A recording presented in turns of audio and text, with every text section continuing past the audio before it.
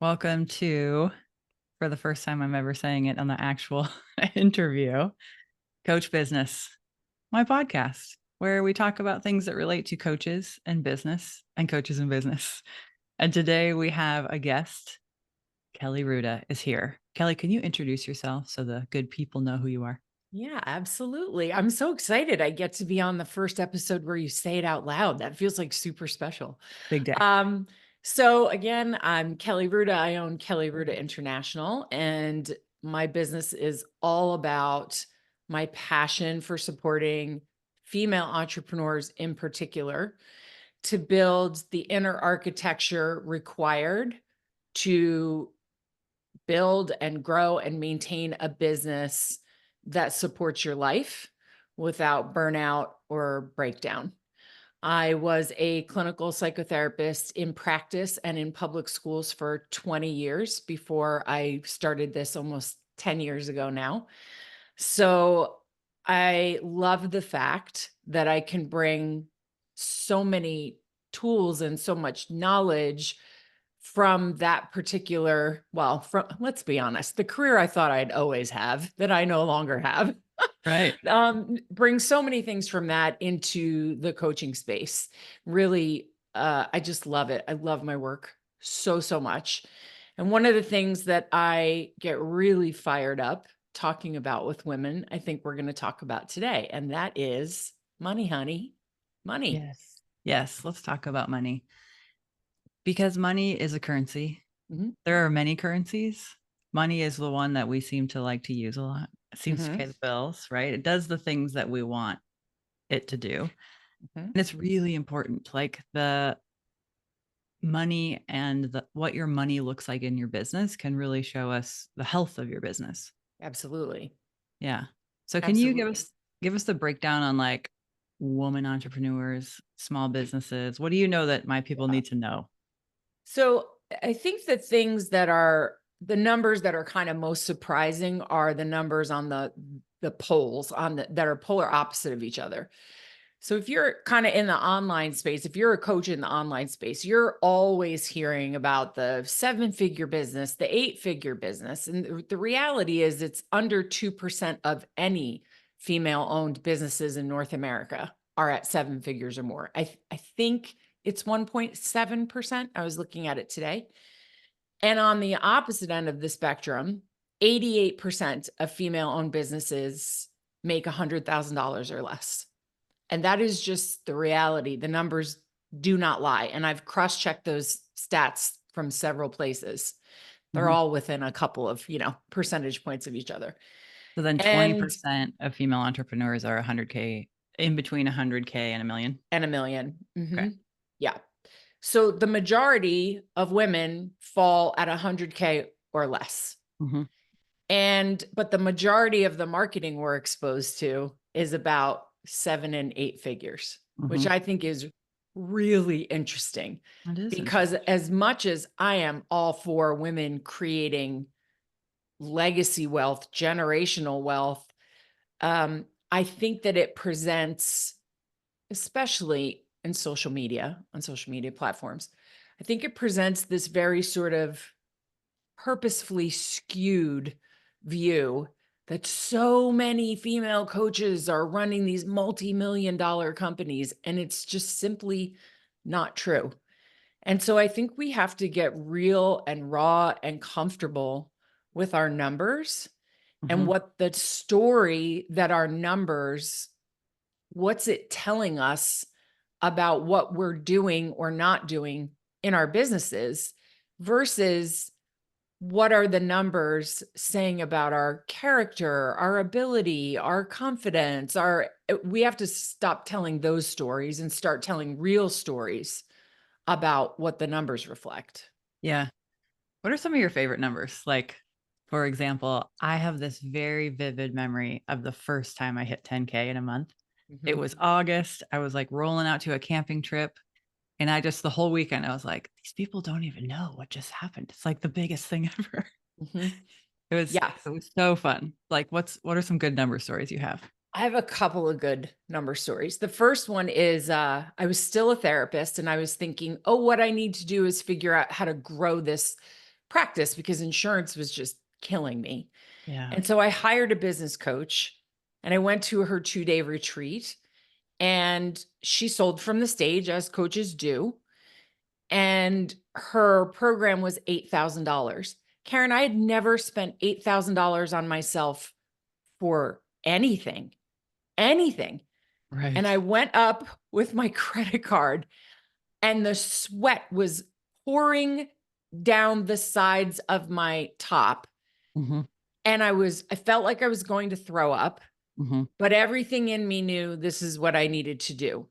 Yeah. And it's so interesting that just 2 days later, at that very retreat, I sold an $8,000 coaching package. And I Mm. thought to myself, this is a whole paradigm shift for me Yeah. that I am going to have to do some serious internal work around.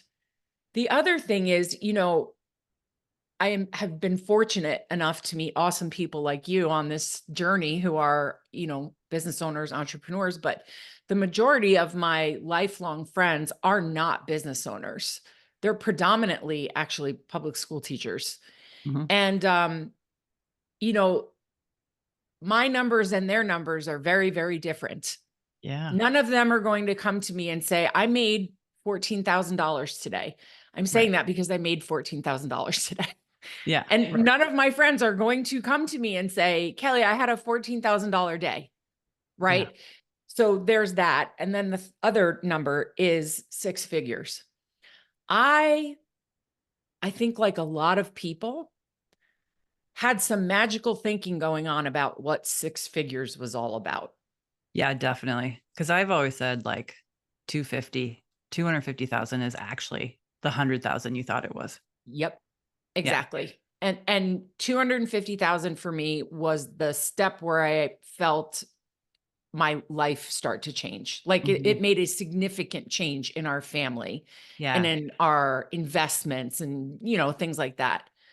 But I really thought there was just something about that six-figure number. I don't know if it's because I'm Gen X and that was a number I heard a lot growing up from my parents, or I don't know, but I got there pretty quickly and I thought to myself, what's everybody raving about? I still Because have to do all this stuff.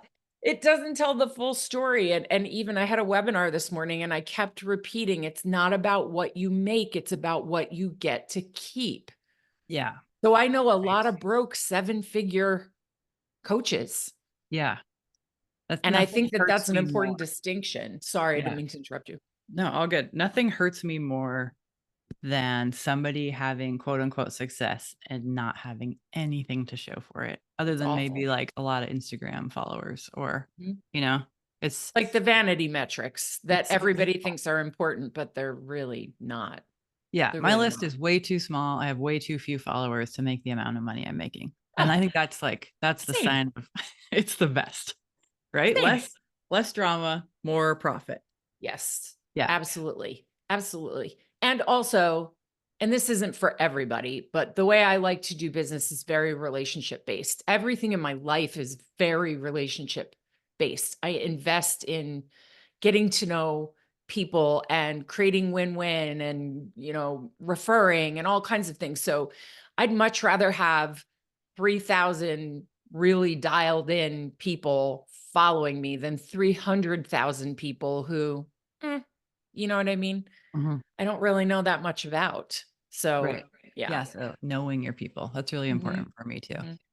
And I also think that's what makes like a sustainable multi six figure business is one that's usually built on relationships. Absolutely. And especially now, I think whether it's just that combination of post pandemic not being with people for a long time, but also I think a lot of the old marketing tactics have just lost their shine. People just Thank aren't. God. Yeah, right? They were I know. so I couldn't do broy, them anyway. sorry, but they were very broy. It is what it is. I couldn't do it either. And I even remember saying to a coach my business coach one time, I'm like, if these are the rules, like count me out. I'm going to go play a different game because I cannot play by these rules. They're gross. Mhm. Sorry. Yeah. So I'm very happy they're changing. Yeah, which makes me think about like what are some permission slips we could write today? Because I'm thinking about, I have one client I'm thinking about whose goal is 3 clients at a time, Mhm. right? So if your goal is 3 clients at a time, you're not trying to hit 6 figures or multiple 6 figure like, you're trying to have a business that really works for your life, that works for you, but then when the whole world is shouting at you, you should be making 100,000. Like, Mhm. how do we offer up some freedom for the people who don't fall into the primary breadwinner with their business kind of role? Right. One thing that I talk about often, whether it's like with clients or if I'm doing a workshop or whatever, is that it's so important not to start with a number. It's so important that you start by identifying what you deeply desire. Because, and you know this as well as I do, human beings set goals based on what we believe we will feel when we achieve them.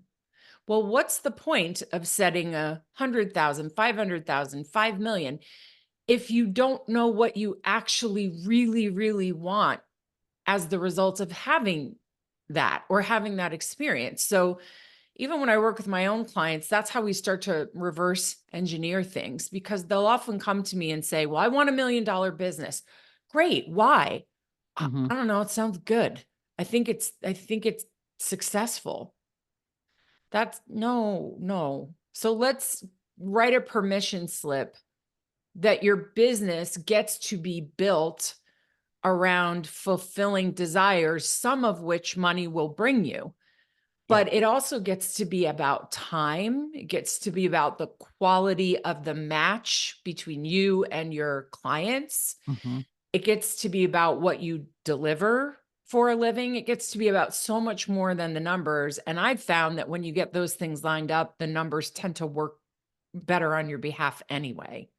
True, true. Yeah. And we stop worrying about creating it just to create it, and we start getting really clear on what's aligned for me, who are the right clients for me. Yeah, Mhm. money does come easier when those things are in place. Yeah. For sure. Because you're not selling for the sake of selling or for the sake of the money. The Mhm. money is amazing. I will straight up tell you I love money. I do not feel gross about that in any way, shape, or form Yeah, it's because fun.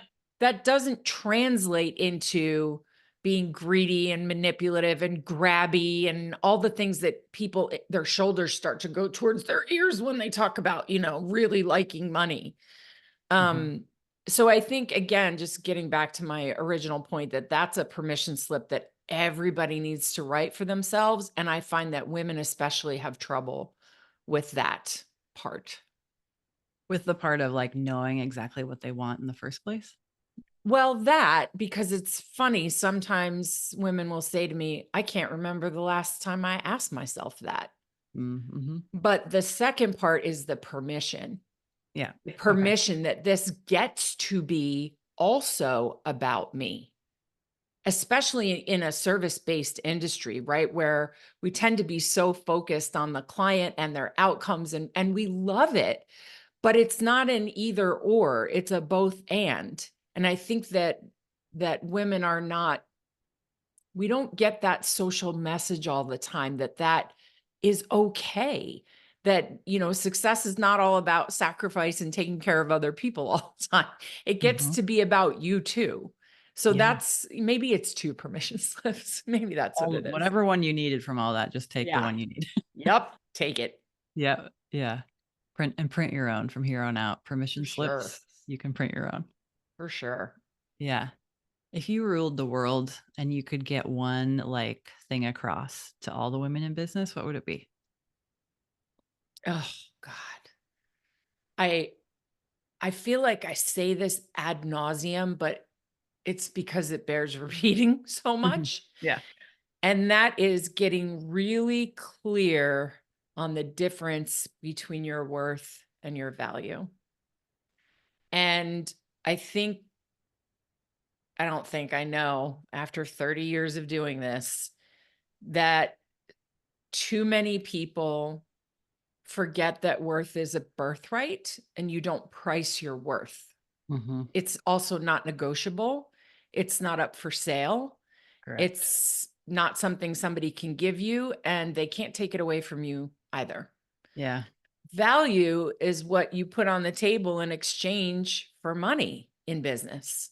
And when you can separate those and be so clear and confident and grounded in your own worth, what it allows you to do is then shift your focus to improve the value you bring to the table all the time, whether it's hone your skills or communicate it in a better way, deliver it in a different way, whatever that is, right? But when you're mixing up your worth and your value all the time, this is going to make your business journey more painful than it needs to be. Right. Way more emotional than required. Yes. Yes. Yeah. So we're the people, you and I, in the room cringing when somebody says, charge what you're worth. Oh, oh my God. Yes, I Yeah. have a physical reaction to that Yeah. because it's this may sound overstated. I don't care. Um it's predatory. I Mm, think that's predatory marketing okay. I because feel that. That feels true in my body.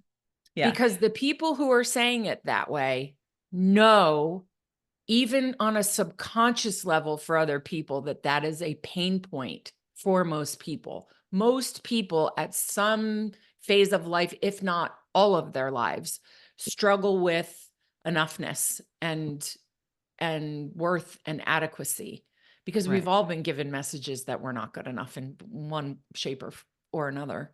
Right. And so that's why I think it's predatory.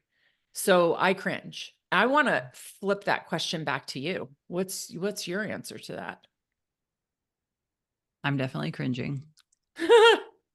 And I know that every person on the planet is worthy at the same level. Anybody, anywhere, doesn't matter. We're all there. So check the box, worthy. Mhm.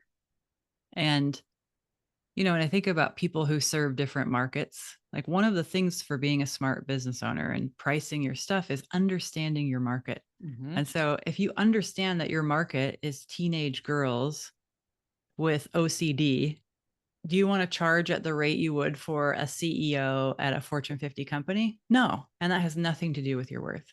It's Correct. what's the value we're going to deliver? Who is my target market? What Mhm. keeps me priced inside of the ability of my favorite person to work with to be able to pay? Mhm. Like, it has nothing to do with our worth. Mhm. Yeah. I couldn't agree more. And I've worked with different segments of the market over the years. Right. When you work with somebody who's running an agency, for example, I'm thinking of two of my clients who have one has a $3 million agency, one has a $5 million agency. They have the ability to invest in coaching for themselves. And then they also have the ability to hire me to do training with their team. When I'm working with somebody who's like, I want to, my goal for the year is to hit $100,000 and be profitable. That's a very different person in a very different place in their business journey. So a $25,000 private coaching offer, that's not reasonable. Right. A $2,000 12-week experience, it still might be a stretch, but it's more reachable. Mhm. And I think that that has nothing to do with worth. And I think both offers are highly valuable, but you Yeah. have to know your market and you have to know kind of the bubble that they're working in, because we want to stretch the bubble, but we don't want to burst it because that's not good Right. for anybody. Right. And there's so many variables there. There's who are you? Who do you work with? Who are your people? What's the best price point for them? What's the thing that pushes them a little bit, makes them that sense you had at the start of our call, like I kind of want to vomit, but yet I know Mhm. it's the right thing for me. Like I love when I get to have that feeling. It doesn't I do happen very too. often anymore. I do Um, too. yeah, there's so many levers that we get to move and we should move. Mhm. And then we have all those ways we can serve people differently. Like, are you the person who can attract 100,000 people? I'm not. So maybe you can Mm-mm. sell a $9 thing. I Mhm. can't. Mhm. I can sell five $9 things, but I can't Mhm. sell 100,000 $9 things. Right. Yeah. So knowing I, yourself, knowing your people, and and being knowing that okay your with worth that, has right? nothing to do with it. Yeah. Like, that's the other thing. I don't know if you see this. What is your take on this? But I see a lot of and I work predominantly with women. I have some private male clients, but I work predominantly with female business owners. And what I see with them quite often is, and they sometimes don't even realize they're doing it, which is what gets me and makes me be like, oh, but it's this, I should be doing it that way Yeah. because I'm smart enough and it's possible. And she's doing it and she's doing it and he's doing it. So maybe I should be doing it. Hmm. And so it's that consulting outside of yourself before you consult and trust your own self. Yeah. And Yeah. that's a big piece I think is missing when it comes to money and business, is being able to trust yourself, not only to make the money, but to be a steward of the money. Because Hmm. I also work with people who've had a lot of money come in the door and it just revolves and goes right out the door before it's even done a job. Right. Yeah. And I always say, like, every dollar that comes in for me has a job. It knows exactly where it needs to go and what it needs to do. Hmm. But when you don't feel like you can trust yourself with large sums of money coming in because it makes you so profoundly uncomfortable, then the money's just going to go right back out. Yeah. What's your take on that? I've seen the same thing happen. I've seen people get really good at sales, super magnetic people get really good at sales and have that kind of blow out their nervous system because so much Mm, came in, so much success and so much money. And then they pull back energetically, which they needed to because it wasn't working. mhm, It was working financially, but not for the rest of them. mhm. And then I guess it's like the invitation is make sure you go get okay with the things you need to get okay with to go back there because you can go back. It wasn't like I had it once and then it all went away. It's like you Mhm. had it once, you can have it again. Make sure that you're getting the support you need around whatever it is that isn't working about you holding on to the money. Yeah, Yeah. absolutely. I think that is a big part of the work. And that's, I mean, I'm not a business strategist, I'm a people strategist. You know what I mean? So that's the work that I'm doing all the time with people that I think, unfortunately, is not spoken about enough in the business world, because I see these businesses expand and then they either completely crumble or contract. And Yeah. then it's that And we repeat, lose them. expand, contract, expand, contract.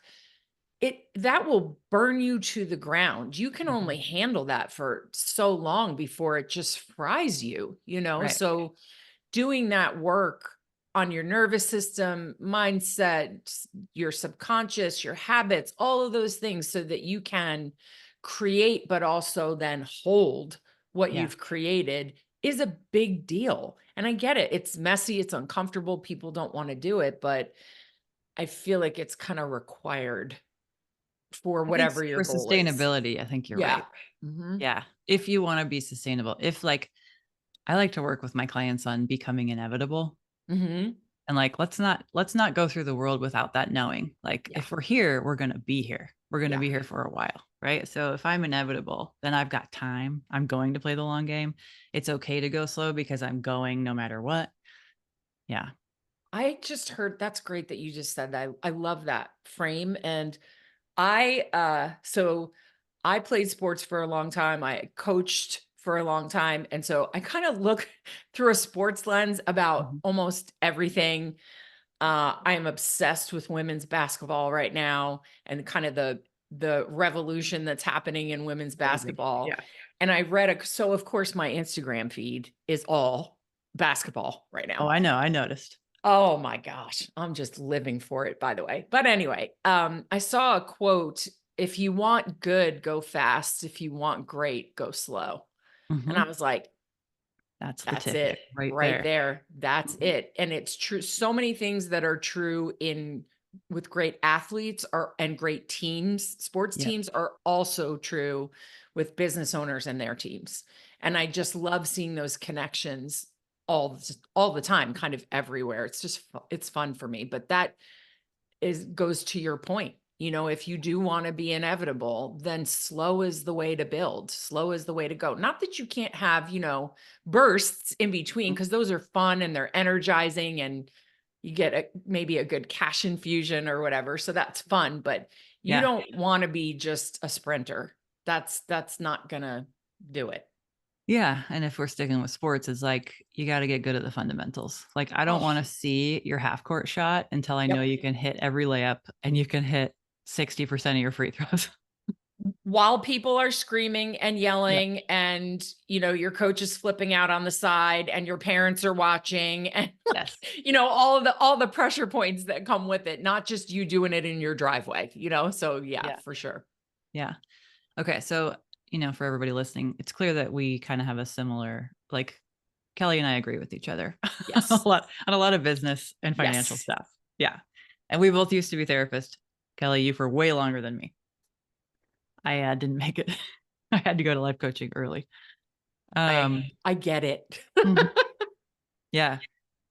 I'm just wondering if you got to dream, like, let's say both of us have this huge impact on the world and there's a massive shift. What's the big hope? Like, what's the big hope for you in what you're here to do? Yeah. I've been asked that question a lot, and I find it hard to answer in um, sort of a measurable, specific way. But what I have said my entire life, since I was like deciding what to go to college for, like 17 years old, it's the same phrase over and over and over. My hope is that anyone that I cross paths with in any sort of meaningful, significant way, that I leave them better than I found them. That is my goal all day, every week, month in, month out. Old career, new career, does not matter. Mhm, That's the intention that I move through work and life with all the time.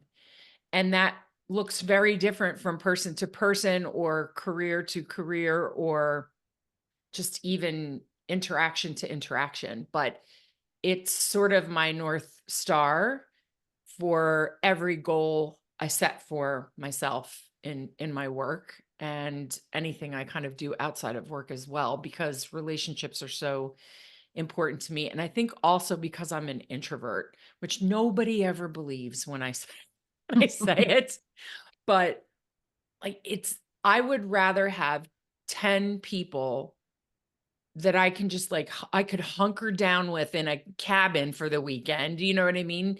Than be at a party with 500 people who know me. That's not my jam. mhm. So for me, that's what it is. What is it for you? Sounds very Dr. Seuss, but it's helping everybody be the most youest of you. Oh, I love that. I feel like there should be a whole t-shirt thing with that. I sign me up for that one, by the way. Okay. All right. I love Sounds that. good.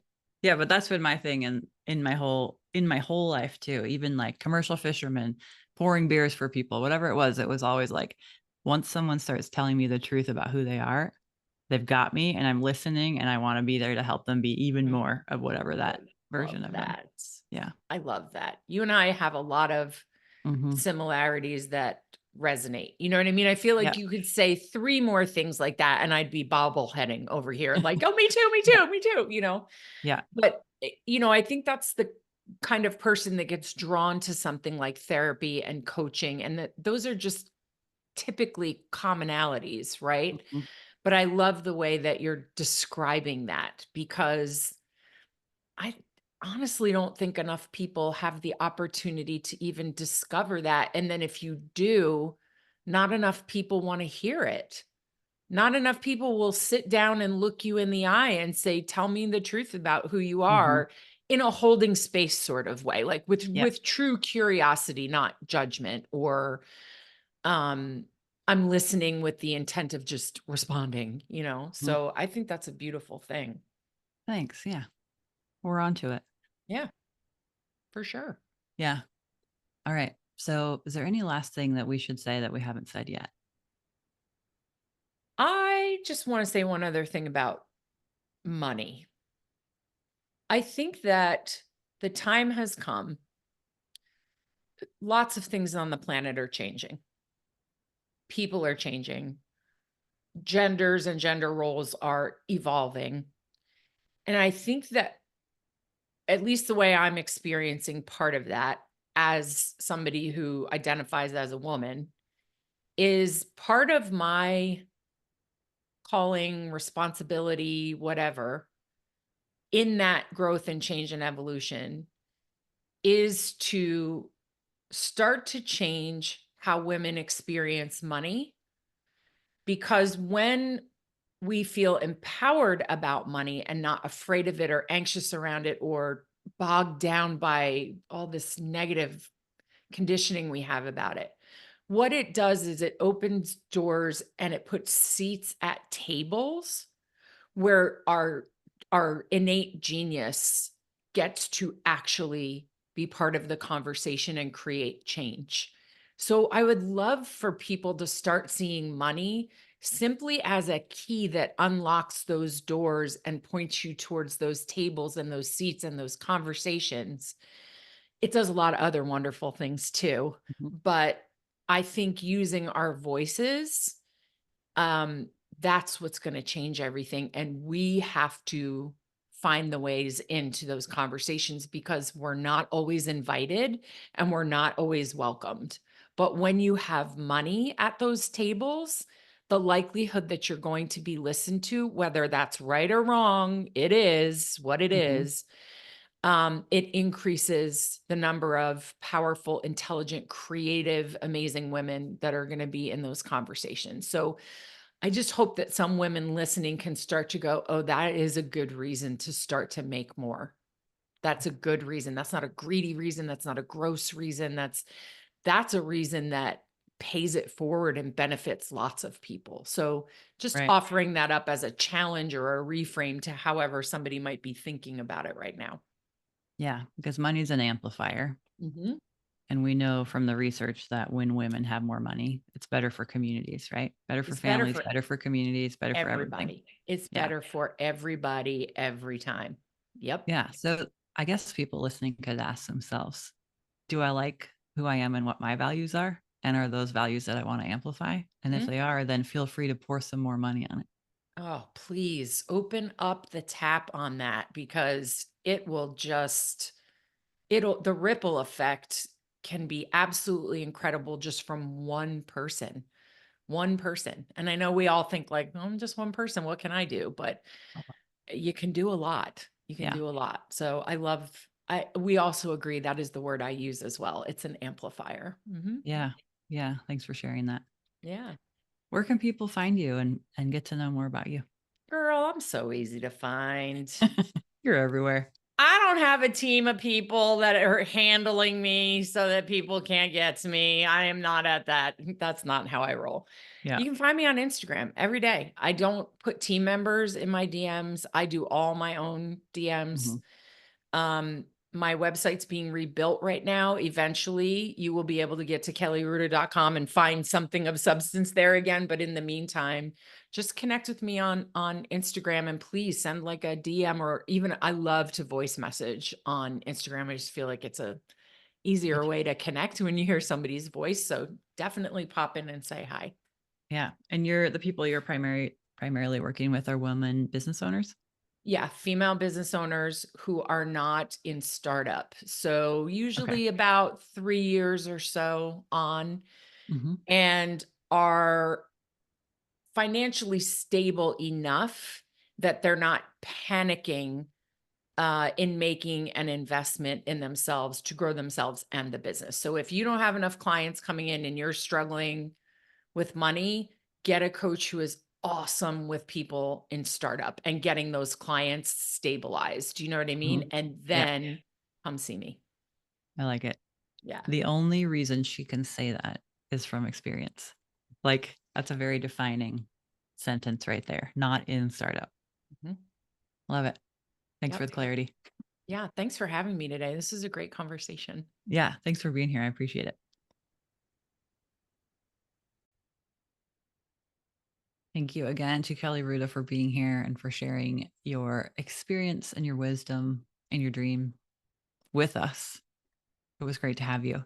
And for everybody listening, don't forget to pick up the 5 ways to make your coaching your marketing so that you can take the really great skills that you have that you're constantly using hidden away behind the scenes and bring them out to the front stage to use them for some revenue generation since we're talking about money. All right. Have a great day. I'm so glad you were here to listen. And if somebody comes to mind who you think would really enjoy this episode, I hope you'll share it with them.